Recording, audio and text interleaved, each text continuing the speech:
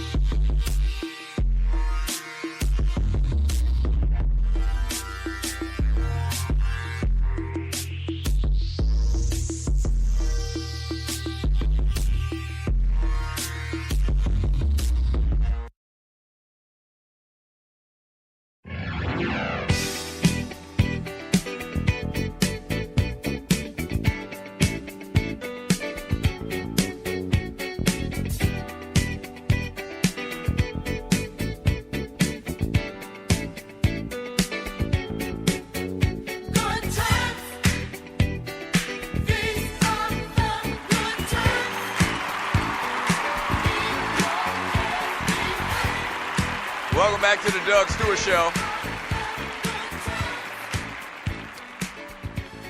Welcome back to the Doug Stewart Show. So, y'all funny. Ninja's funny. Vern from Jersey is funny. So I posted this picture. I posted this picture of me and the great Ed Too Tall Jones on my Facebook page. And Vern comments, Doug Thigh High Stewart.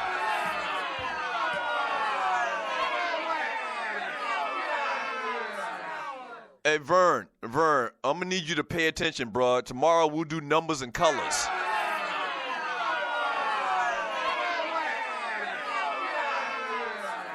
Tomorrow we'll do numbers and colors. Once again, the man's name is Ed Too Tall Jones. He's extremely tall, Vern.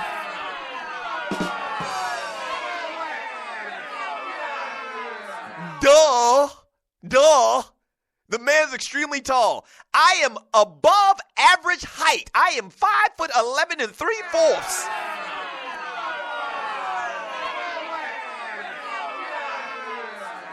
An average size man, an average height man would look smaller, would look shorter next to a guy named Too Tall Jones.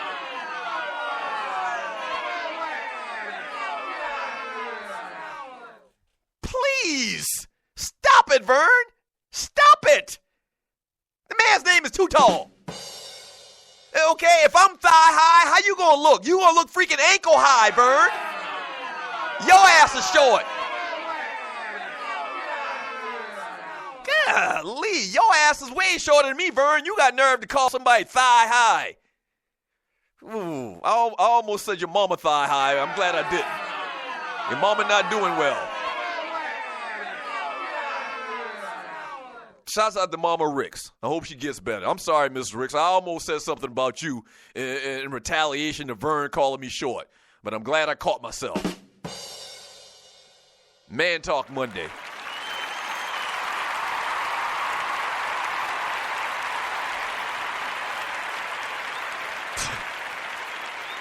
Thigh high. I'm standing next to a man named Too Tall. Come on, Vern. You smarter than that. Speaking of the Black College Hall of Fame, here were the inductees. Parnell Pay Dirt Dickerson, quarterback, Mississippi Valley State, 1972 to 1975. Went in the 7th round to the Tampa Bay Buccaneers. Also played for the New England Patriots for a year, played 3 years in the league. So he was before Willie Satellite Totten. You remember Willie Totten back in the day? Who was the quarterback in Mississippi Valley State at the same time Jerry Rice was there. And so Parnell Paydirt. They got some cool nicknames. Back in the day, I guess if you were a player, you definitely got a cool nickname. Parnell Paydirt Dickinson. Harold Sonny Jackson, wide receiver for Jackson State 1964 to 1967. Two-time first-team All-SWAC, led the SWAC in receptions. This cat played 16 years. I don't remember him. He played from first round in 1968 and played 16 seasons in the NFL with the Rams, Eagles, Patriots, Vikings, and Seahawks. Once again, playing at Jackson State. Gary Big Hands Johnson, defensive lineman, Grambling State, 1971 to 1974. Selected by the San Diego Chargers with the 8th overall pick in 1975. I guess he has some big-ass hands. Isaiah Butch Robertson, linebacker, Southern University, 1967 to 1970. All-American by Sporting News, Associated Press, and Time Magazine. Played for the he was drafted number 10 overall. And it's strange when you talk about black college players how they routinely had the best players in college football. And they may have played for black colleges, but they went first rounds or they went very high to Doug Williams of the world or whatever. If they could play, they got drafted appropriately. But Butch Robertson played he was an NFL Rookie of the Year, 6 Pro Bowl selections, coming out of Southern once again. Coach Billy Joe, if you're from a MEAC school, then you'll know Coach Billy Joe. He coached for FAMU for many, many years. Before he got to FAMU, he was at Cheney University, Central State, all the way back head coach in college football, HBCU football from 1972. And he won many championships. I think he won like 5 national championships, black college national championships for Central State. And he won like 4 or 5 MEAC championships for FAMU, Florida A&M, from 1994 to 2004. So as a coach, he went in. And lastly, man, Robert Porsche, defensive lineman, Tennessee State. Played at Tennessee State his freshman year and then transferred to South Carolina State. I told that story earlier.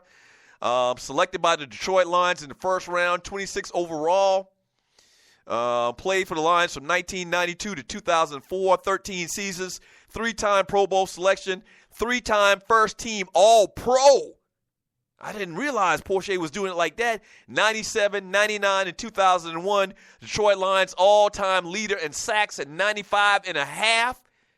Detroit Lions annual Man of the Year award is named in his honor from the low country of South Carolina, Wando, South Carolina, Robert Porsche.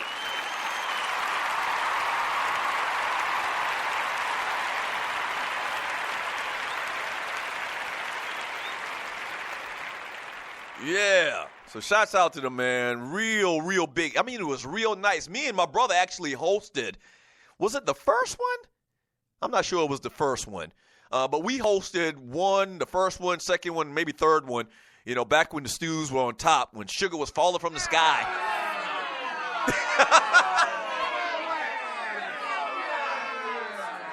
We actually hosted it, kind of like emceed it. And what was the guy's name that hosted it? So they had Steve, what's the guy's name? I can't remember his name. I think his name is Steve Welsh. Light-skinned dude, works for the NFL Network. It was him and another brother that's kind of like a color analyst or whatever. I can't remember his name either. Both of these guys are well-known guys, but I don't remember their names like that. I'm not good with names like that. But great event, man. The Falcons actually sponsored this whole thing. They're going to move the Black College Hall of Fame to somewhere in Florida. I'm not sure about that either. They're going to move the Hall of Fame, the actual Black College Hall of Fame, to a new location very soon here. But the College Football Hall of Fame is where they had the event at this weekend, man. And if you haven't been to it, man, super, super, super nice. They've got every college football team's helmet on the wall. If you saw the little video, I did a couple of FaceTime live videos on Facebook and showed the wall. They've got South Carolina State's helmet on the wall as well, man. Real cool place. If you're a sports fan, if you're a college football fan, you got to go and see this place. And I really feel embarrassed that I haven't been to it yet. But it's super, super nice. You got to go check it out.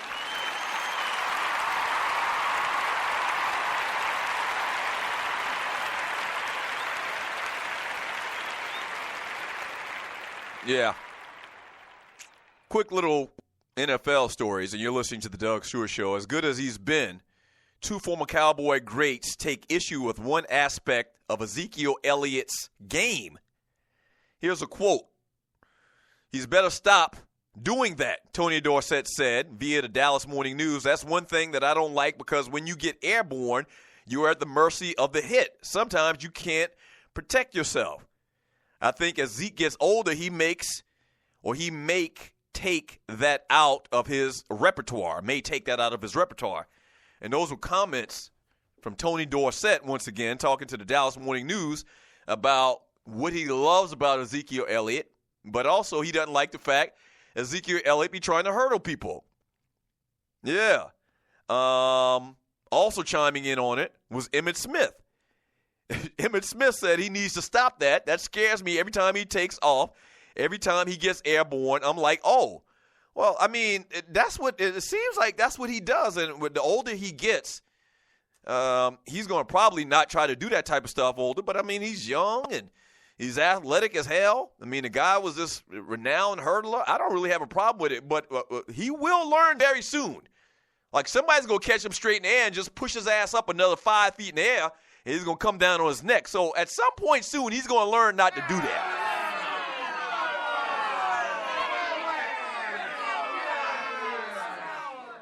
Emmitt Smith once again agreed with Tony Dorsett and doesn't exactly want to see Zeke going airborne as much as he does. Get on the ground as quickly as possible, Emmitt said. He says behind his shoulder pad, Smith said he's always falling forward, great vision, tremendous speed. He's got a hell of a jump cut, and he's playing chess while others are out there playing checkers. I appreciate that. He's a thinker. He's a smart guy. I love to watch him run. I do too, man. He's when Emmitt's talking about being a smart runner and playing chess when everybody else is playing checkers, I mean, he reads his blocks, man. I mean, like nobody else. He reads his blocks, man. Just kind of like to a lesser degree of Le'Veon Bell, but you can definitely tell he can understand the blocking schemes. He reads his blocks, man. He's patient when he runs. Big future for Ezekiel Elliott. One last Dallas Cowboy story. Dallas Cowboy owner Jerry Jones and Jimmy Johnson reunited Saturday night to celebrate their first Super Bowl winning team on the 28th anniversary of the day Jones bought the team, fired Tom Landry, and hired his former Arkansas teammate as coach.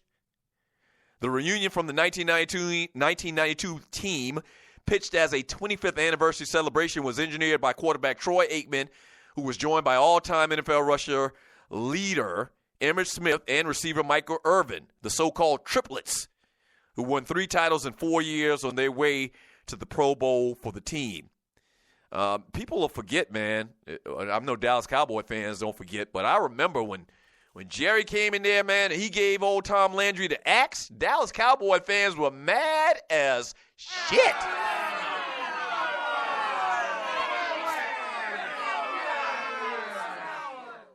Yeah.